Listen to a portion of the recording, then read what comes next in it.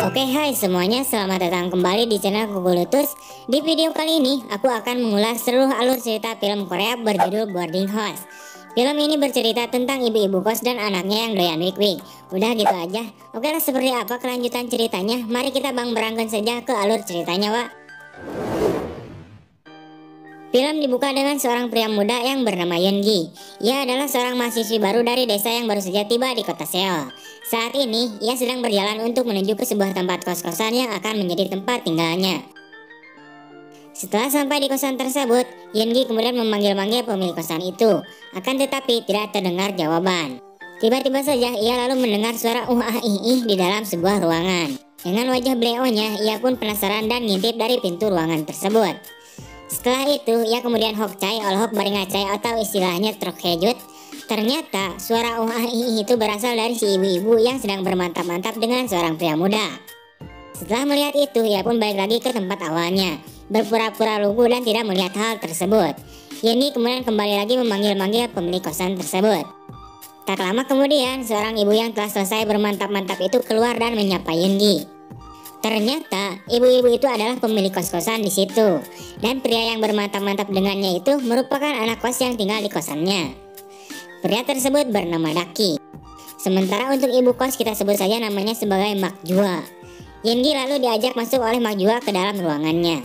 Setelah di dalam ruangannya, Yeon-gi memberitahu Mak Jua bahwa ia datang ke sini untuk tinggal di kos-kosannya selama berkuliah di Seoul. Mendengar hal itu, Mak Jua dengan senang hati menerima Yeon-gi untuk tinggal di kos-kosannya dan mengantarkan Yeon-gi ke kamar kosnya. Pada keesokan harinya, Mak Jua masuk ke dalam kosan Yeon-gi untuk membangunkannya. Melihat hal itu, Yeon-gi kaget karena burungnya berdiri tegak. Akan tetapi itu bukanlah suatu keadilan. Sontak Yeon-gi pun langsung menutupi burungnya. Setelah itu, Mak Jua menyuruh Yeon-gi agar ia bersiap-siap untuk berangkat kuliahnya. Singkat cerita, setelah selesai berkuliah, Yeon-gi langsung menuju ke sebuah perpustakaan untuk bertemu dengan salah satu temannya. Kita sebut saja temannya ini bernama Dul. Di sini mereka ngobrol-ngobrol santuy. Namun beberapa saat kemudian, Dul menunjukkan sebuah kaset PG++ kepada si Yeon-gi. Melihat itu, Yeon-gi kegirangan dan langsung meminjam kaset tersebut. Setelah itu, Yeon-gi bergegas untuk pulang ke kosannya. Tiba-tiba saja saat Yeon-gi kelelahan dan duduk di depan gerbang kosnya, ada seorang wanita yang menghampirinya. Wanita ini bernama Maria, di mana ia adalah anak dari Majua, si ibu kos-kosan. Maria kemudian membantu Yeon-gi untuk berjalan menuju ke kamar kosnya.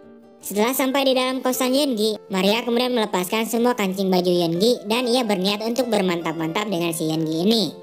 Akan tetapi karena Yeon-gi terlalu tegang, ia malah ketakutan dan menolak ajakan tersebut.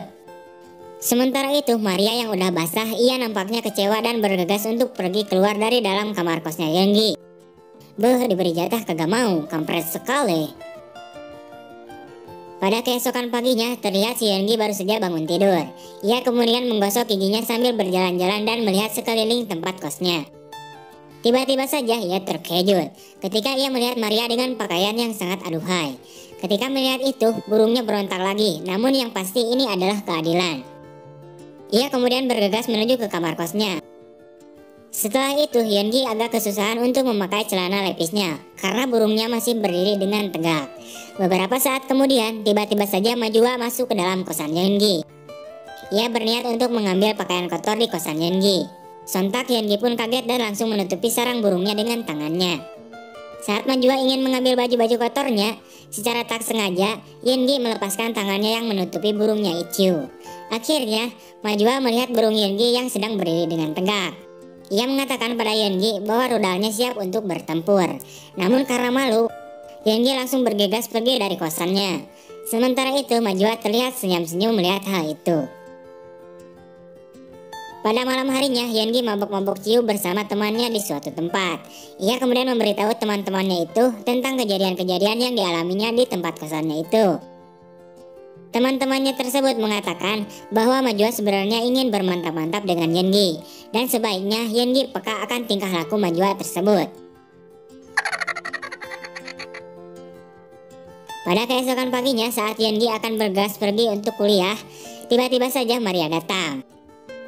Maria memberitahu Yeon-gi bahwa hari ini dirinya sedang ulang tahun dan mengajak Yeon-gi untuk pergi jalan-jalan. Ia membatalkan kuliahnya dan memilih untuk jalan-jalan bersama dengan Maria. Mereka lalu pergi jalan-jalan bersama dan merayakan ulang tahun Maria. Setelah selesai, mereka pun bergegas untuk pulang ke tempat kosannya.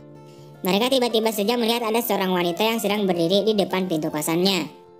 Dan ternyata wanita tersebut adalah pacarnya si Yeongi. Kita sebut saja pacarnya ini bernama Lenny. Dimana si Lenny ini baru saja tiba dari kampung untuk bertemu dengan Yeongi. Sementara itu, Maria terlihat kecewa dan bergegas untuk masuk. Yeongi kemudian mengajak Lenny untuk masuk ke dalam kosannya dan mulai memperkenalkan pacarnya itu kepada Majua. Namun di sini nampaknya Majua tidak suka kepada Yeongi atas tindakannya itu. Setelah itu Yeongi pun masuk ke dalam ruangan kosannya. Selang waktu beberapa saat, tiba-tiba saja Majua masuk ke dalam ruangan kosan Yeongi. Ia membawa pakaian Yeongi yang sudah dibersihkan. Lalu Majua menyuruh Lenny untuk ikut tidur bersamanya. Pada keesokan paginya, terlihat Lenny yang sedang cuci muka. Tiba-tiba saja Daki menyapa Lenny dan ia mengatakan padanya bahwa ia adalah temannya si Yeongi. Dan dengan kampretnya, ia malah ngajak pacarnya Yeongi untuk jalan-jalan melihat ramainya kota. Sementara itu, Yeongi hanya diam saja tanpa berkata apa-apa. Pada akhirnya mereka pun jalan-jalan di suatu keramaian di kota. Setelah itu mereka kemudian duduk di suatu tempat yang sepi. Di sini si Daki dengan rasa gregetnya, ia berniat menyasar yang Cipapang si Lenny. Akan tetapi Lenny menolaknya dan berhasil melawan si Daki sampai terjatuh. Setelah itu ia bergegas untuk pergi dan sekaligus untuk pulang lagi ke kampung halamannya. Karena ia merasa bahwa di kota tidak aman untuk dirinya. Sementara itu Yeongi yang mengetahui hal tersebut, ia bergegas untuk menyusul Lenny ke stasiun. Akan tetapi ia sadar bahwa dirinya telat untuk menahan Lenny, karena Lenny telah berangkat dengan kereta Sunu meninggalkan Yeongi. Singkat cerita, Majua terlihat mengantarkan sebuah makanan untuk Yeongi. Setelah sampai di dalam kosan Yeongi, di sini Majua menyuapkan makanan pada Yeongi, karena Yeongi sedang sibuk mengerjakan tugas kuliahnya. Namun beberapa saat kemudian mereka pun jadi bermantap-mantap deh. Akan tetapi setelah bermantap-mantap dengan Majua, terlihat Yeongi sepertinya menyesal dan merasa bersalah terhadap pacarnya si Lenny itu. Beberapa hari kemudian setelah kejadian mantap-mantap itu, tiba-tiba saja Yeongi menjadi pribadi yang kasar. Ia kemudian mengajak paksa Maria ikut dengannya untuk mengobrol. Beberapa saat setelah obrolan tersebut, dengan rasa gregetnya, ia pun langsung menggerebek Maria dan pada akhirnya bermantap-mantap. Akan tetapi lagi-lagi, Yeongi merasa sangat menyesal telah melakukan mantap-mantap itu dan teringat dengan pacarnya Lenny di kampung halamannya. Keesokan harinya, Yeongi memutuskan untuk pergi dari kos-kosan itu.